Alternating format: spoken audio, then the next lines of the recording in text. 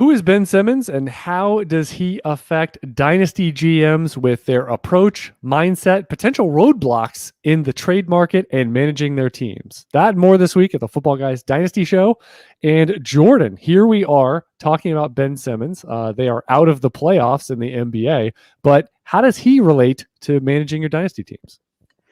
Yeah, it wasn't a great ending to the season. So this is the point guard / forward for the Philadelphia 76ers, who basically just disappeared in the second round of the NBA playoffs. And a lot of hand-wringing, a lot of problems. I mean, he shot less than 40% from the free throw line. They did a hack-a-shack on him. He didn't respond well.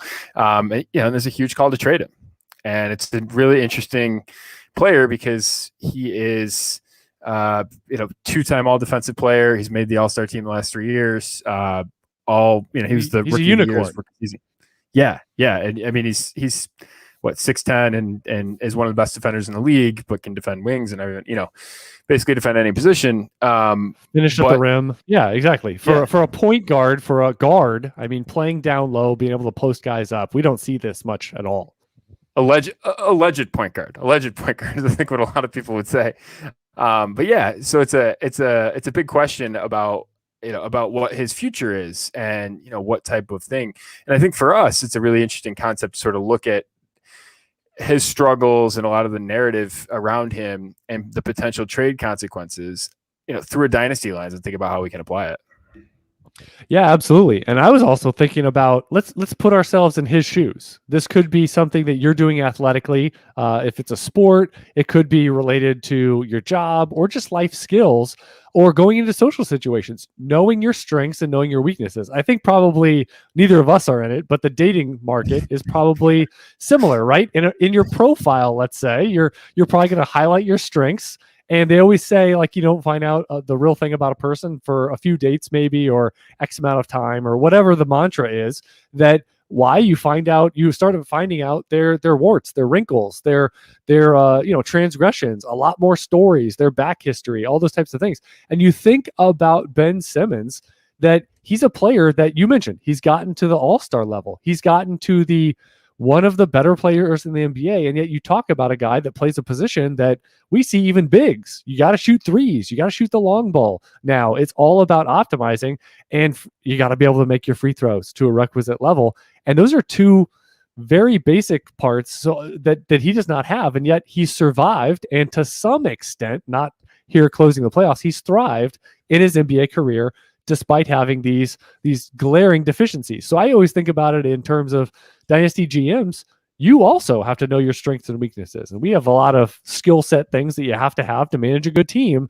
So, how do you highlight your strengths, minimize your weaknesses, work on your weaknesses? And that's going to be one of the calling cards here with Ben Simmons, whether he's traded or not, of is he going to work on his shooting? Is he going to basically try to highlight his strengths even more?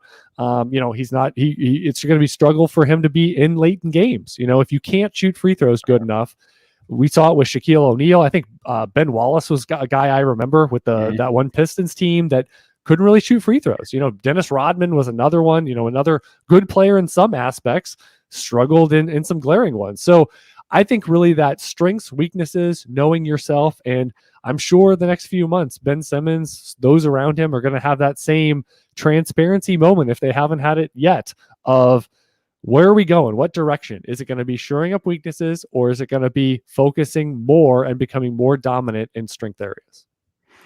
Yeah, you hit that on the head. One thing I think about, I sort of look at it from the team side. And, question, I listen to a lot of NBA stuff, and I think a lot of NBA stuff is applicable to Dynasty. And so I've really been paying a lot of attention to NBA stuff in the last 18 months, because I think we can steal a lot of stuff. And one of the things that the question that you always hear is, hey, can this player be the best player on a championship team? Or can this player be the second best player on a championship team, or third best player? Whatever level of the roster you're looking at. And for him, they have Joel Embiid, who, if he wasn't injured, probably would have won the MVP this year. And so the question really becomes, can Ben Simmons be the second best player on a championship team? And I think that this series and this whole playoff experience in his career to date has probably told us the answer is no. The answer is probably he can't be. and that's okay, right? But that all that means is you have to sort of shift your expectations. You have to sort of shift your approach. And for Dynasty, this is totally applicable because we have receiving cores, or we have running back cores, or even a quarterback. Listen, can I win with this player? Right? Am I going to win with this player? And if I'm going to win with him, how much am I going to count on him? In spite of him, or is he just along for the ride? Yeah, absolutely. And if it's one of those things where, and I always think of this like, hey, can I move this? And the way I apply it is, if I'm looking at my receiving core and I'm saying, hey, listen, I've got these 4 guys, but really, my wide receiver 1 is kind of a weak wide receiver 1. My wide receiver 2 might be a little bit of a weak 2. He looks better as a 3. Same thing with my 4. Everyone's slotted down a spot. You need Embiid. You have a bunch of Ben Simmons. Right. Yes. Can I figure out a way to push my 2 to a 3, or even push my 1 down to a 2? Right? That would be ideal, and then sort of slide everyone down from there. Think about a deal like that. And I think that's the thing with Dynasty. It's more possible probably than it is with a guy like Ben Simmons. It's going to be tough for them to make a deal for someone better than Ben Simmons without including Ben Simmons in the deal. It's just going to be very difficult. But we can, as Dynasty players, as Dynasty GMs, we can do that, right? So if that's, if you have, if your quarterback 1 in Dynasty is Kirk Cousins, he's kind of an ideal 2. So to slot him or a 3, but he's really an ideal 2. Can you make year 1 better, right? Can you turn Cousins into year 2? Because if you do, your team's probably taking a big jump. And I sort of think looking at that as a concept of how to move your team around, I think is a big takeaway from this. Yeah, I think you hit a really good point there, because I was going to make it about quarterback. If you didn't go there, you started with wide receiver, because at quarterback, and I know Matt Waldman over the years has mentioned this exact point of having an anchor, and that could be, he's mentioned anchor in terms of a 1 quarterback league, but I think it's even more applicable in 2 quarterback and superflex, where if you got Patrick Mahomes, all of a sudden you can play some massive platoon at QB2 and things will be okay for you. So an elite guy at the number 1 spot at wide receiver, quarterback, all applicable, 2 tight end, it functions the same way. It makes life easier. Now let's pretend you go into this year and you've got 3 or 4 starting NFL quarterbacks, but you don't even have a Kirk Cousins in terms of like allegiance or confidence curve over the next 2-3 years or whatever. Let's say you've got Tua Tagovailoa, maybe you've got Jameis Winston, Daniel Jones, and Ryan Fitzpatrick. That might be fine, but look at the downside and look at the carnage potential there over the next couple of years. You may be rubbing sticks together at some point this year, and it's not related to durability of just missing games. Now, all of a sudden, let's say you got 2 or 3 of those guys, but you have a Russell Wilson or Josh Allen or Dak Prescott or Mahomes up there at the top.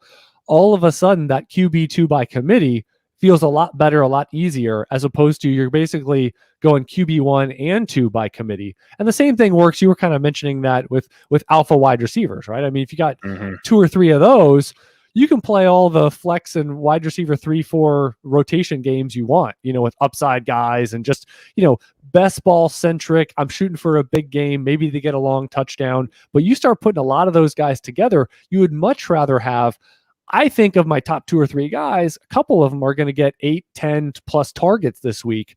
That really insulates yourself. It makes the lineup decisions easier. And that's what we're talking about. The cornerstone anchor guys, tougher to find. Joel Embiid, there's maybe 5, 10, 15 guys in the NBA.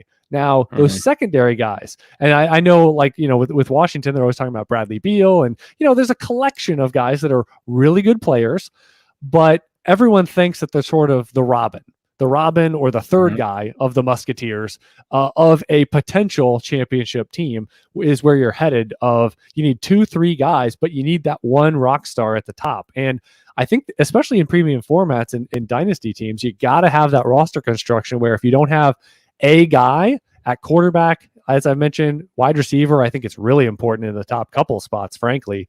It makes managing your team and lineup a heck of a lot easier. So if you don't have one, I think you kind of have to be like NBA teams in the search for where is that guy going to come from every offseason, plug away. And I really don't think, especially this offseason at quarterback and at wide receiver with some of these profiles, it's that difficult to really say this is one of the important things for my team. Let's address that and fix that this offseason.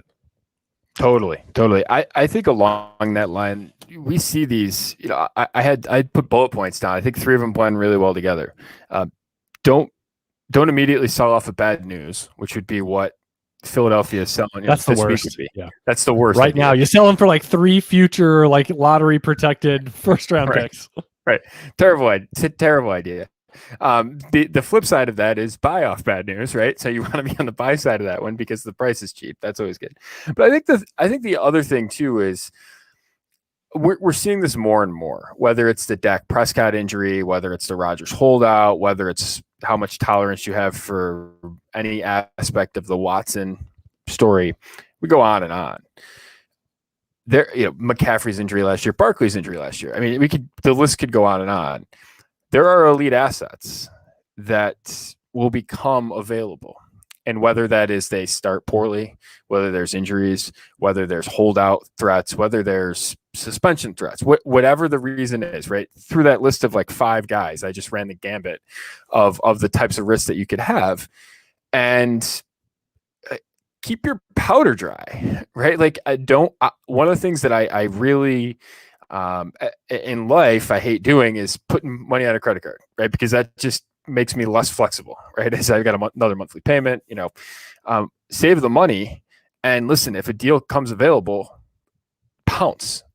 And so that's having future first, right? It's having the ability to, send a future first when you get an elite core asset that becomes available, like Watson or like, any of the situations that I just mentioned, having the assets to make that deal instead of trying to, send, the teams are sending, multiple future firsts for Robert Covington. It makes it a lot harder to do a deal for a depressed value Ben Simmons, who on a good team, on the right team, could be a serious help.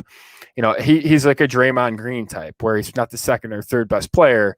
But when he's the 5th best player, 4th best player, like that's a darn good team.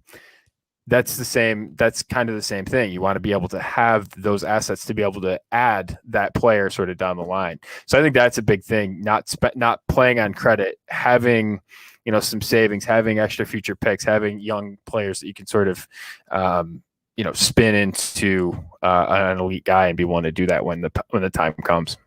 Yeah, because in season, what is that team that's fallen out of it? They want to trade their best player or one of their best players because they do no good. The next 3 months, they're worthless to me, and I want to get better. And by get better, I'm going to get rookie picks. That's typically that or upside players that are yet to peak. Maybe it's injured guys, whatever. But you've got to have that capital. And like you said, you save it for the selective times you actually make a move like that to make a dynasty trade. And that a lot of times is your best chance. And yet if you're sitting there without your first and second pick, they might just not be interested. You may be offering players, but they don't want players. They want picks. They want picks in season. And that may be your best chance, like you said, to get injured studs that are suddenly available. Guys that are going through holdouts. We may get, 1 to 2 of them, or ineligible players this season with Watson, for example. And my final point was on this topic was going to be that as a dynasty GM, that you can work on your weaknesses, but I think it's very easy. And I've said this before, profile yourself. What's your move? Mm-hmm. Like, where are you best? Is it rookie drafting? Is it rookie drafting and evaluating? Is it just trading, using the buy-sell marketplace of player value, whether it's the calendar, certain positions, whatever? Is that a strength of yours? Is it playing the waiver wire? I'm not going to tell you which one should be your strength, but I guarantee if you were putting in a hierarchy of what your skill set is as a GM, where you're best, and you might have one that's a glaring weakness. I would say this.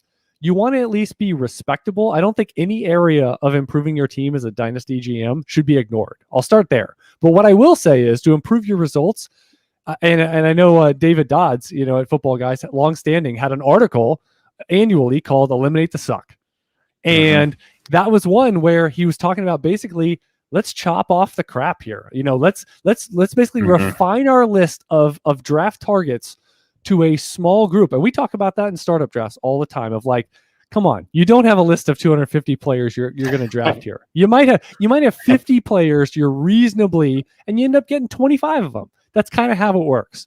You kind of know who you're interested in. You just kind of recycle that. Okay, in this zone, there's 2 or 3 players. You might end up drafting a guy higher here, lower here because of the draft itself. But what I will say is, whatever your strengths are, start doing that more. And I've been tracking my trades for a while. And so I got a sense very quickly of looking at trades, grading them of here's the types of trades I do better with, and here's the ones I don't do well with. So the first thing I did was do more of that and less of that was sort of my take. And then the other part is that I was going to say is you can start working on your weaknesses. If you're in a few different dynasty leagues, what if you join an orphan and you say it's $25?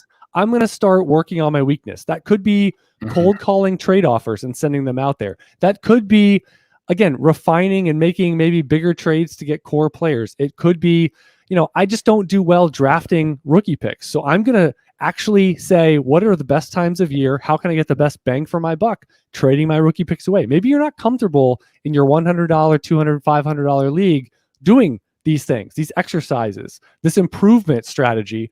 But maybe join a league, low cost. Maybe even join a free league. Something you can explore, but start working on it in a lower stress environment to start bringing, even if you just bring your weakness to an average level, I think you're going to benefit pretty strongly. That's such a great point. I love that. I love that technique. Have you ever heard of something called the 5% theory in the NBA? Have you heard it? No, I haven't. It's basically the theory that if you have a 5% chance to win the championship, that you should basically be in to win it. Essentially, is basically the concept. And when you sort of look at that, it's there's 30 teams in the NBA.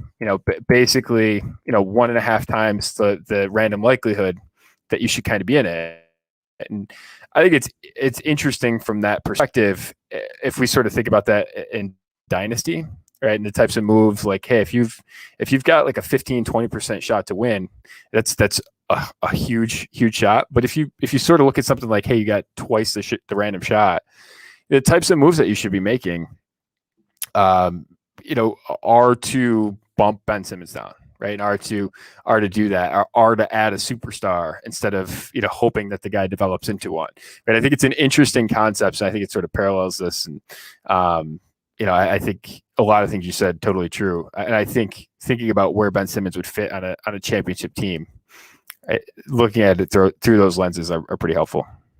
Yeah, and the final thing on Simmons would be, what if he was just an average-ish free throw shooter? What if he was just an averages, people are leaving him open. Like you see some of these defenders on certain players, they back up, like with Giannis, Antetokounmpo. I butchered that one pretty bad.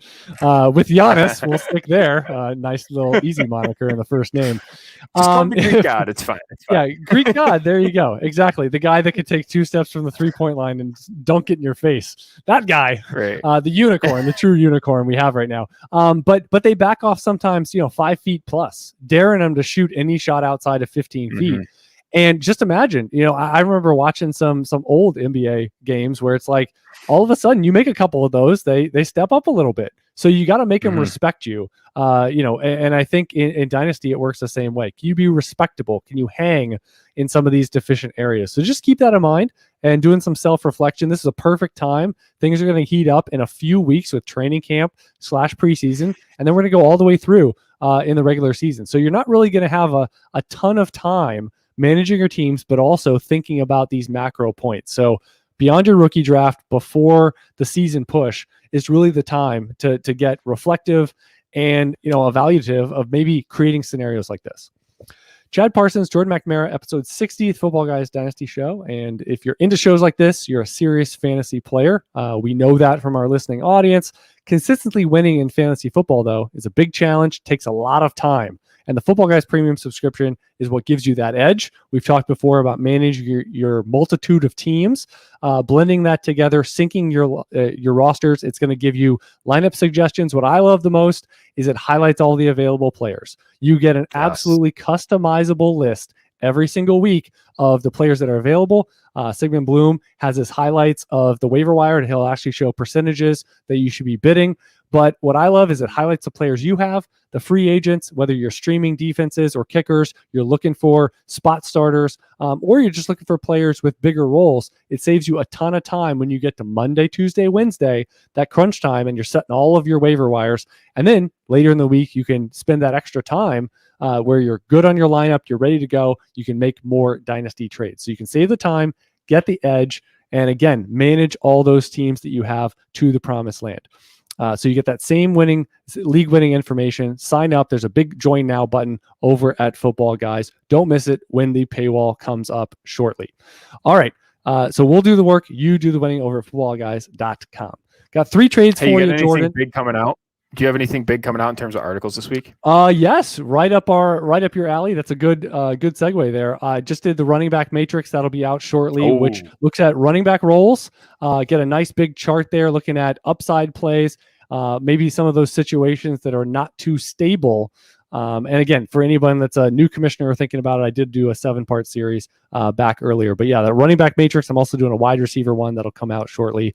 And again, looking at a lot of times, you just look at depth charts and opportunities and say, wow, there's some potential starters that are really affordable. Those are high leverage points for your team at an affordable cost.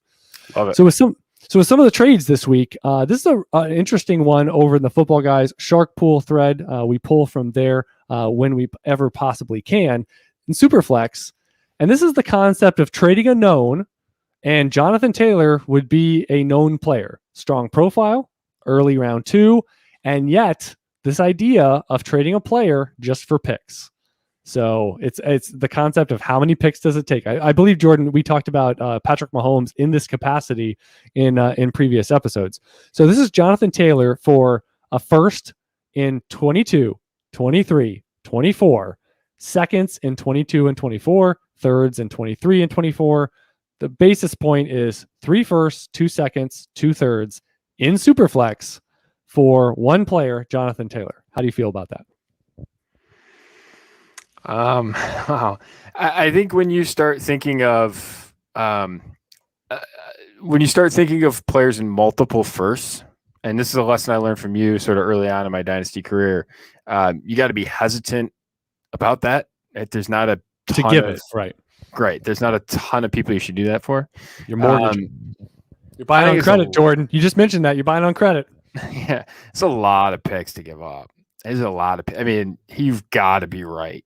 And I'm just not. I love Taylor. Taylor has to turn into McCaffrey type, right? I mean, McCaffrey, yeah. Barkley. I mean, a player that is going to go on a 2-3 year run of like, oh yeah, they're top 6 to 8 every year, pretty much.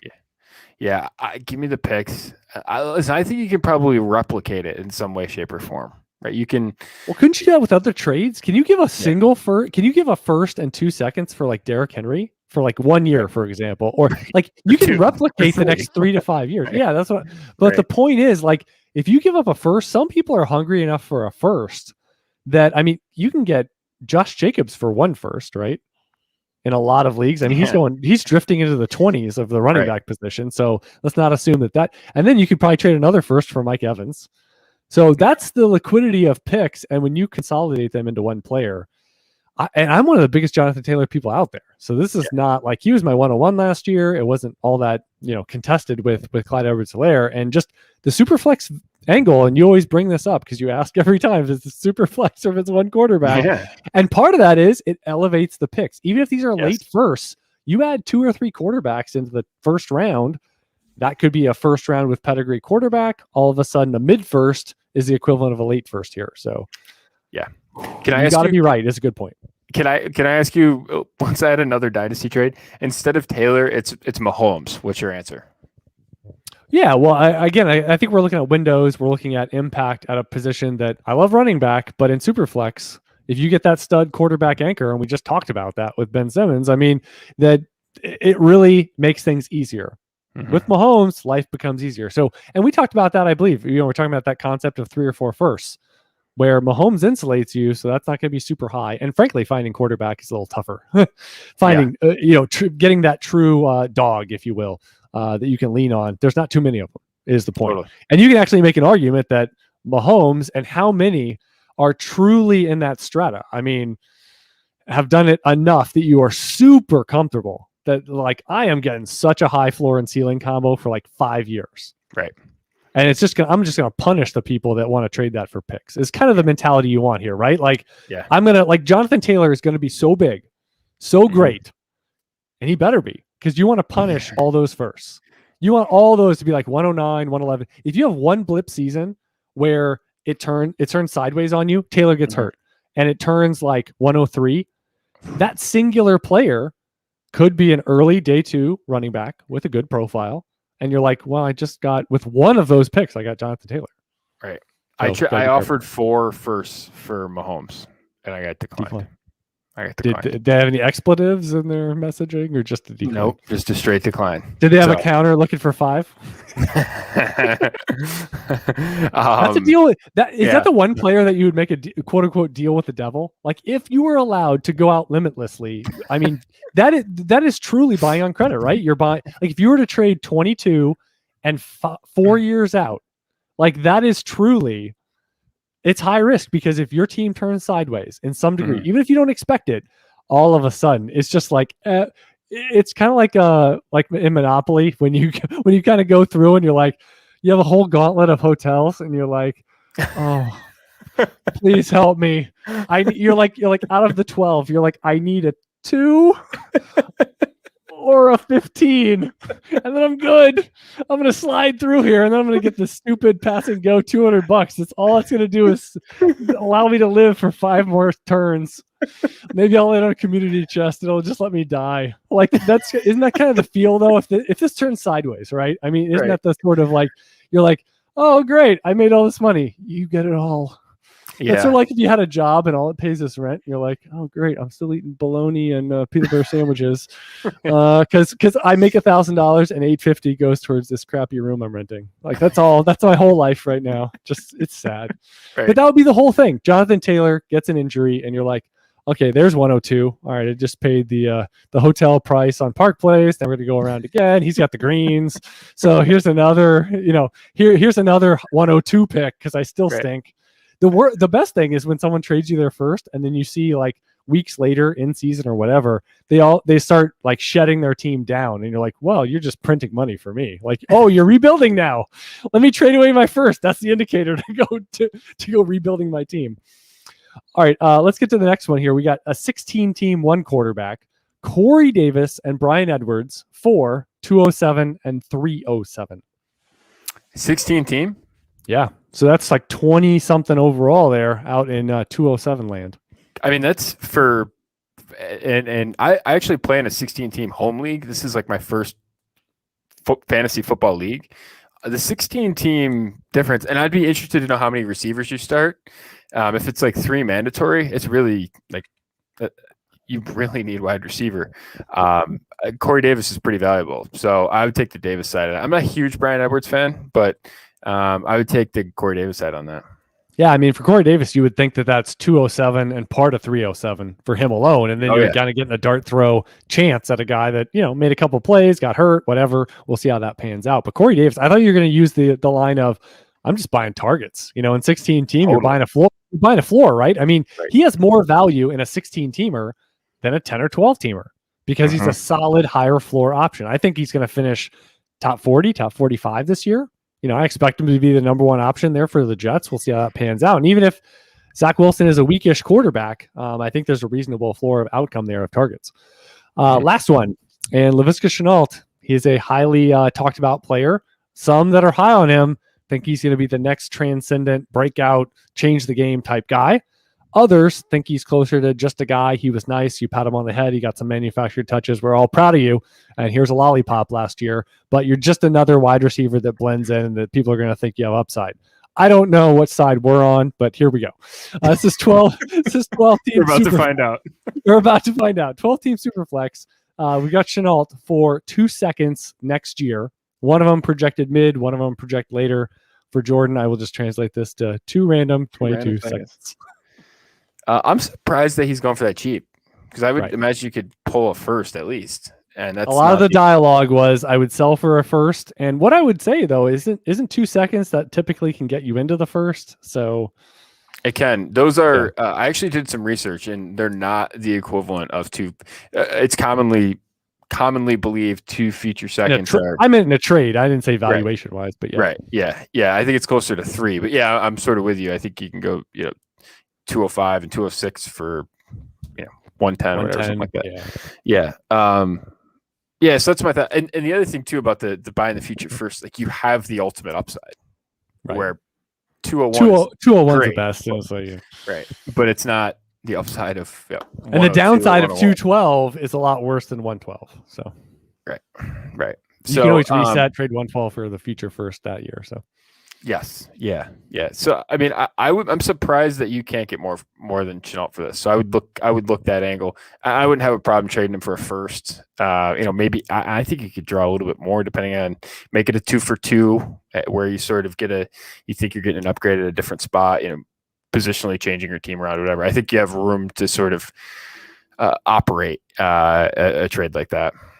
Okay. I'm fine with the value, honestly. I think I'll call it fair. Chenault came from the second round. Is he on the overt success breakout path? I mean, I guess if he were consistently viewed like that, then he would be a player that no one would let him go for 2 seconds. But that's not where we are. I think he has a wide range of outcomes. I will say a guy we both like, Marvin Jones. Let's monitor what he's going to do in this offense. He has massively overachieved every step of the way, where people expect him from midday 3 to not really be a critical element. He's been a critical element in Detroit, and we'll see what happens here. We've got the rookie quarterback factor, so let's not assume that they're going to be high volume. They've got some good running backs. They drafted one in the first round. They've got DJ Chark. They've got Chenault. They've got Marvin Jones. So to me, this is a situation where a full-on Chenault's a top 20 producer this year type elevation is a really lower end outcome to me. Like, I don't think that is high probability at all. So unless that occurs, I think you probably look in January and say, I'm glad I have the flexibility of the picks. Chenault was my wide receiver 5, 6, 7, whatever it is. If he's your 2, big problem. You got problems beyond this trade. So, So keep that in mind. And again, you've mentioned it, I think, before. Those picks can provide you equity in season to buy a veteran. You might be able to trade 1 second for Adam Thielen or Julio Jones or someone like that you just plug and play if you are a contender. If you're not a contender and Chenault isn't getting you anywhere, what do you have? Well, at least you got the 2 seconds. So I do agree you can probably leverage more. I would like the second and Chenault for a first. That's always my kind of go-to hedge on a deal like this. But I think you got to shoot higher. But if this was it, I do think you get to October and maybe this deal isn't on the table. You might only be able to get 1 second. Because if he's just a guy getting some targets, and I almost said running back. That's kind of interesting. But if he was wide receiver, 63, what does that mean? What does that mean for your team? And what does that mean in the trade market in October, November? And the answer is not much. You better hope there's one guy in your league that will still pay you maybe a second a player. Might be the best you can get. So I don't think there's a big chance this turns around. He has a monster breakout season. You're like, oh, I really wish I had held. Bigger market and impact for my team coming. I'm skeptical of that. So we'll see. Surprised you didn't mention the tight end situation. You got Tebow, you got your boy Chris Manhurts, and James O'Shaq Hennessy. You got tight ends there. So exactly. Yeah. And then what of Urban Meyer's guys and Luke Farrell in former fashion. So yeah, they are quote unquote loaded at tight end. They're loaded at all skill positions now because they got, frankly, and one of my favorite new quarterbacks for the buying proposition is Gardner Minshew. Can't wait to track that guy over the next 15 years as the new Ryan Fitzpatrick. Exactly. I wouldn't put it past him. Yeah. I can't wait until you get in season and Gardner Minshew in Superflex. You can get him in like a deep league for like a 4th. I'm going to be all over it. And if someone drops him, I have a feeling by January, I'm going to like triple my ownership of Gardner Minshew. And he's going to start again in the NFL. Yeah. He is a high probability future starter. It may not be week 1, but he'll get a lot of in-season starts. All right, let's get to you're jealous of his you're jealous of his hair. You're jealous of the hair. I'm jealous of a lot of things. The fact that he can pull off a vest with no shirt. I think most guys are truly impressed by that, where you're like, I would never even try that. All right. Finishing out with quotes from the Football Guys Dynasty Forum. And we've got a few of them here. Acquiring young upside talent is expensive. That's true. Yeah. Is it worth it? Is it worth it? Because he mentions upside talent. They haven't even been there, done that yet. I think we way overutilize the word young part, upside. right? The young part. Or upside. I mean, like, is Elijah Moore a young upside wide receiver? Well, he's young. We can at least talking about with upside, right? Is he upside, right?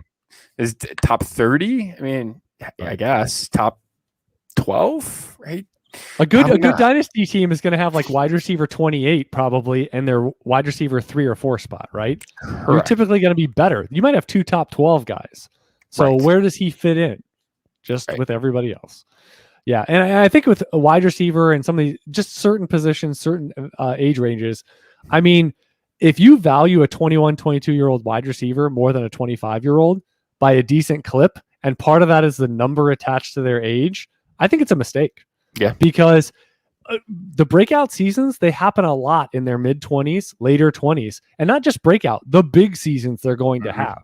So I know at 22, you're all excited, but if they haven't done anything, you don't even know if they're going to be on the track to have peak seasons. Their peak season might be wide receiver 43 at 24 years old. But thank goodness you got him at 21. You held for 3 years for the big payoff that was wide receiver 43. Smartest guy in the room. There you go. Well done. Good use of the roster spot. It was better than Chad's Jeff Janis years ago. Way better. But it wasn't epically better. That's the point. You're still just wasting your time, twisting your mustache for years with that roster spot. All right, next one. I am much higher on Jalen Hurts prospects than I am with Tua Tagovailoa. That's interesting. I have concerns about Tua. I mean, everything in their past would say that Tua is probably the higher likelihood guy, right? Beat out Jalen Hurts from a guy who kind of knows what he's doing. For fantasy ceiling, though, who has the best fantasy season going forward? Not the most number of years as a starter. The most number of years as a starter, I would take Tua. Right. But the highest overall season, like if you told me, if finishes at QB5. Right. I think the most likely of that is Hurts. It's all about what you're measuring, though, right? I mean, if you're betting at the median or the average of their outcomes, you're taking Tua. If you're trying to bet the upside, you bet Hurts. But I think that's probably a negative EV situation. I'm not in on either of them, but that would sort of be my. One thing I would bring up with Tua is that he wasn't the 101. There is a difference between longevity, possibilities to start in general for 101s versus even other high first round picks. And the other dynamic of NFL I would bring up is we're seeing this microwave, this acceleration of you better start showing me something. And 5-10 years ago, you used to pretty much just get your whole rookie contract. Oh, they're at a low cost, and we're just going to see how they develop. And I think front offices, franchises, just in general, they're not waiting. They're seeing this as a revolving door. We all got a chip in a chair and a chance every single year. And we've seen, the Josh Rosen scenario, I don't know if we look back 10 years from now, if that's going to be isolated. Like, I think it's going to happen a little more of the, hey, we're going to give you a couple years. I know you're cheap, but we're going to churn you out for a pick, or we're going to bring in somebody else. We're going to light it under your keister, because we can't just sit here and admire. We're all going to be gone if you stink for 3 years. And it almost, if you stick with that guy as a coaching staff, as an evaluator, you're going to be gone along with that quarterback, and they might last ahead of you by 1 year. But just, so I don't know if Tua, he was pulled back, right? Fitzpatrick blatantly gave them a better chance to win last year. Totally. I think most people watching. And so this year, if he's holding it back, if they've got to be very controlled as an offense and he throws 22 times a game, he's not super mobile. Like, how many of those does he get? How many of those reps do they go through it this year? They're like, we missed the playoffs by game, or we barely made it. We didn't go anywhere. Is he really the guy next year? Like, So I don't know this long leash. Like I was almost telling myself going into this, I was like, oh yeah, Tua's going to have like, another 3, 4, 5 years starting, and Hurts might have just one. But they have vastly different profiles. If Hurts running around can be a QB1, Tua, is he good enough passer to get there? Question mark. Yeah. All right. Quarterbacks fail more often than wide receivers. It depends how we want to define fail and what the profile is. I mean, I think depends what we're looking at. I mean, first round, top 10 quarterbacks hit more often than top 10 wide receivers do. For a one hit for a starter season. But true density, I would kind of depend on what we're measuring for, would sort of be my thought. If you're sort of looking, kind of multiple years into their career and you got guys that have both hit a couple of times, like give me the quarterback over the receiver, just because those high density quarterbacks really hard to find. And so that would be the argument I would have for a guy like, for example, Dak Prescott over any wide receiver, whether it's AJ Brown, Justin Jefferson. This is an argument I'm making alone. That would be the argument I have of Russell Wilson over those guys. That would be even though he's a little bit older, right? Just because those guys are a lot harder to come by than the receiver is. Yeah. I think your point of the density and the sort of lifespan, we're seeing quarterbacks go mid-30s, 40s. I mean, you get a longer lens, and let's face it, if you prove yourself as a strong NFL quarterback over the first 3 to 5 years of your career, outside of injury, you're probably going another 10 plus is the brass tacks. And wide receiver, you don't have that window. There's a lot more. Are you a true alpha? Are you going to be replaced by somebody? You're going to move to more of a secondary guy. I think there's a lot more wiggle room. Now failing, so that, I guess they're probably alluding to prospects, so that would be one thing of, wide receivers, man, you can be profiled as different types of a wide receiver. Quarterbacks, yes, there's different types, but if you can hang, early on, it's pretty overt is what I would say. And wide receiver, it's maybe a little tougher by the watchful eye of us Dynasty folks to decipher early on the false positives, if you will. Mm-hmm. All right, a few more here, especially in PPR leagues where you only need one running back and you can start 4 wide receivers. So that sounds like it might be a hyperactive sort of flex centric lineup. Probably the preferred lineup each week would be wide receiver, way more valuable than running back in that league. So we're talking about in that format going 1 running back, 4 wide receivers.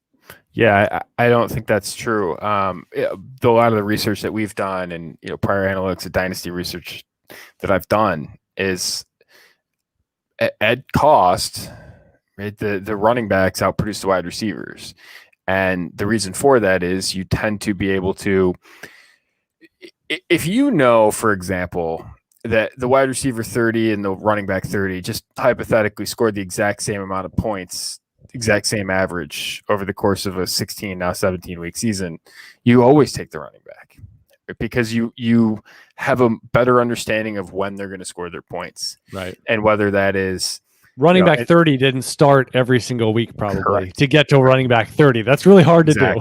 Exactly. So, and that could come from a variety of ways, right? That could be, that could be a Devin Singletary type, but it could be, it could be, Mike Davis is a good example of this, who is a bad example of this because he was running back 12. But, you could sort of do, Giovanni Bernard type or a Gallman, right? Whoever.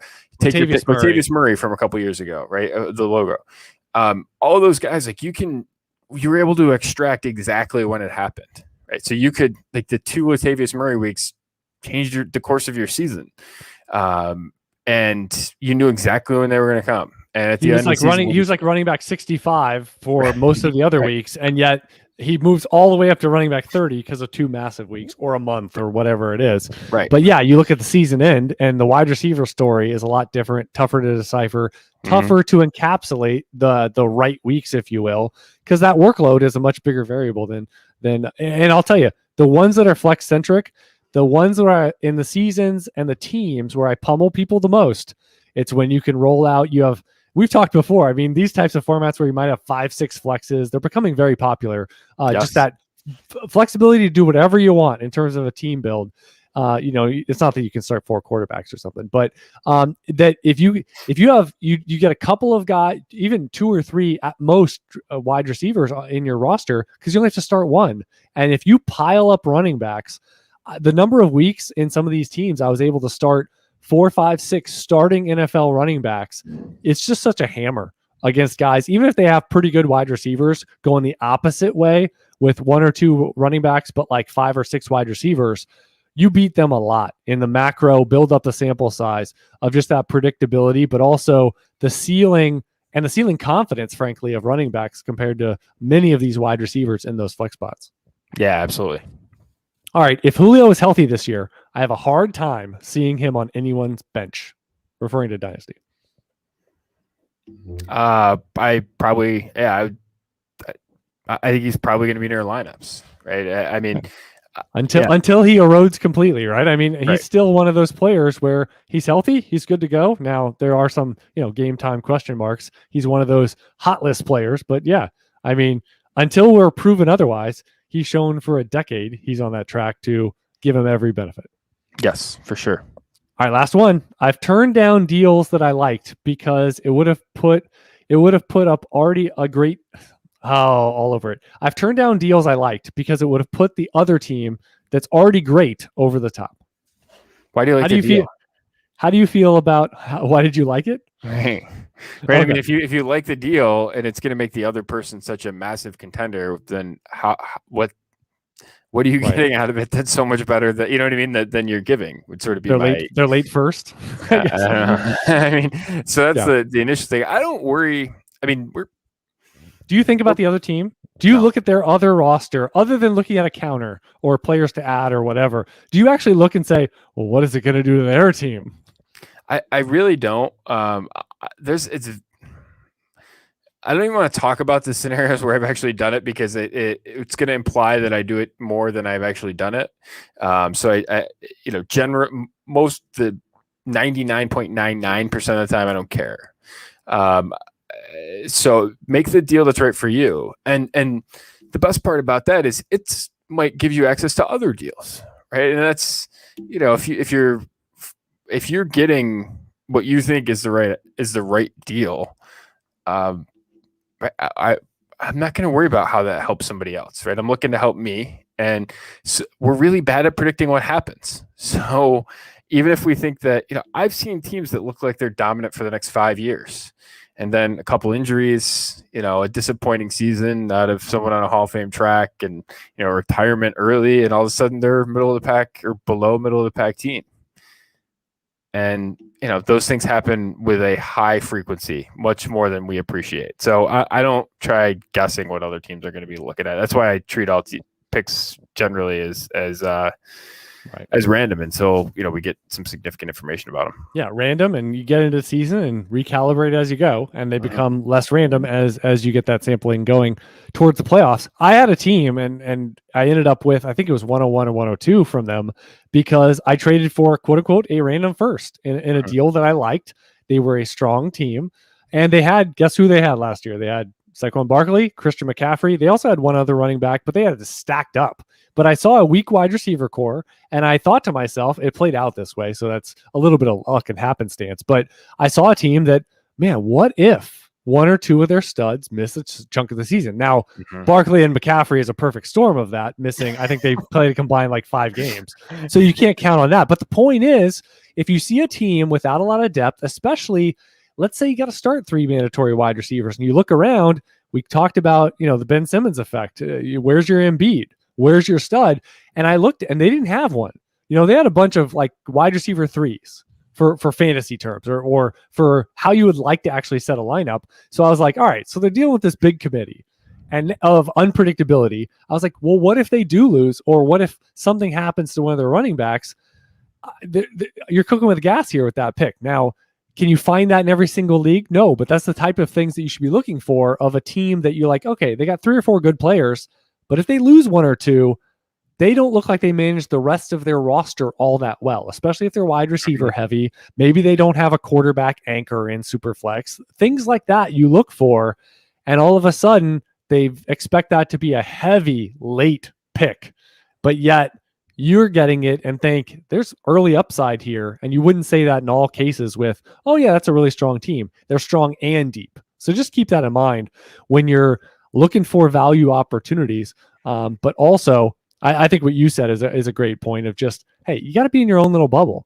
Do your team, affect your team, because at worst, we talk about odds and probabilities and winning titles and all this stuff all the time, that, man, you get to the finals or semis or the playoffs in general, it's one-on-one. Head-to-head is still heavily the most common format. And even if they are a better team, quote unquote, that, what are they an edge? 55-45? 60-40? Yeah. Let's be honest. I mean, you still have a very good chance. That's why this whole chop the pot, and we can talk about that stuff in 3-4 months or whatever. But like when people are like, oh, let's just split it.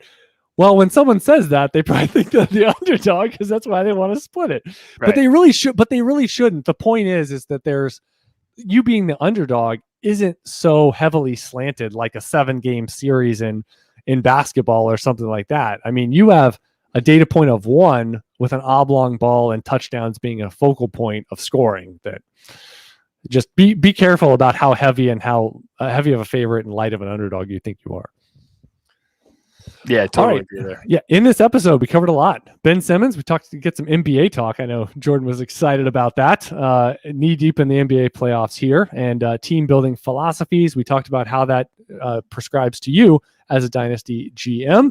Also talked about that Footballguys premium subscription you want to be a part of. They offer DFS as well as tons of things for redraft and Dynasty. You want to be a part of the MyFootballGuys syncing that really helps your leagues. Talked about trading, buying targets for guys like Corey Davis, Laviska Shenault. We talked about that profile. And I do think that discussion, Jonathan Taylor, 4 picks, or any player for a host of picks, is a really interesting and kind of a fundamental thing of picks and potential versus a player, the proven to whatever degree it is a pretty fascinating what side are you on discussion point for dynasty trading and player valuation.